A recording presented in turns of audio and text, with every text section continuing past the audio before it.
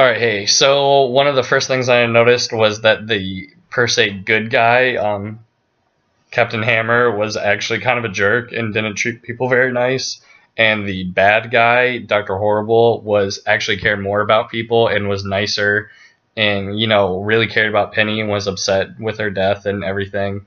And so it was kind of a play on who is actually good and who is actually bad, because both people are struggling with finding that balance. Um, Number two, what are two themes? One, I would say, is obviously love and relationships.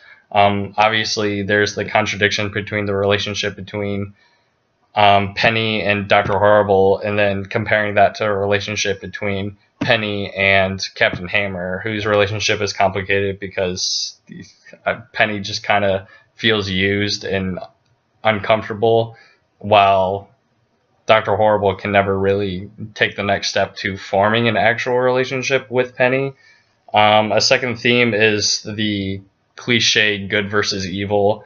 Even the Evil League of Evil is, played up as the absolute most evil thing in the world, and that's kind of what people are stopping. All the heroes. So it's heroes versus villains and good versus evil. Um, Number three, something I had to look up. I was confused on how they made this with putting it up online for free, and how they made money, and how they didn't have to like cut costs with anything. So I actually looked up an article and saw that Joss Whedon, who was the director, actually ironically made more money from Doctor Horrible sing along blog than the what he made from directing the Avengers movie, which made like over $1 billion worldwide sales, just through licensing deals with TVs and other stickers and other random things. Because it was such a small cast, they were able to keep it small and local and not have to worry about like big budgets, and they kept it as simple as possible just to keep costs down, but they were still able to turn a profit and not have to worry about cutting costs in order to get the project done. That with the issues of diversity, I feel like they weren't really challenging diversity a lot. That wasn't something they were aiming for. They did tackle a little bit on the issue of homelessness and the issues that come with that.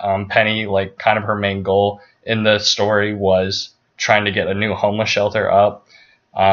With the help of Captain Hammer, she actually gets it done, but there wasn't a lot of diversity within the cast, especially the main characters, with them being all white. But they weren't really trying to challenge that, so that wasn't something that they were going for. One song that I looked up, it's called "Everything You Ever," which is the last song. The one line that really stuck with me, and probably everyone else who watched this, is the very last line of dialogue in the play, which is, and when Neil Patrick Harris or Dr. Horrible, it goes, "I don't feel a thing," and just kind of immediately cuts off. It really sticks with you because he's contradicting himself, because obviously he's torn up over the death of Penny. And it is such a dramatic way to end the play that once it cuts off immediately like that, you're just like struck. Like you're just such in shock over what's going on, because he seems to have everything he wants, but deep down, he doesn't. Through the music and through the acting and the immediate cutoff, you can tell that he's just kind of internally dying. Two questions I have. One is, if Penny hadn't died, do you think Dr. Horrible would have eventually given up the ways of being a villain?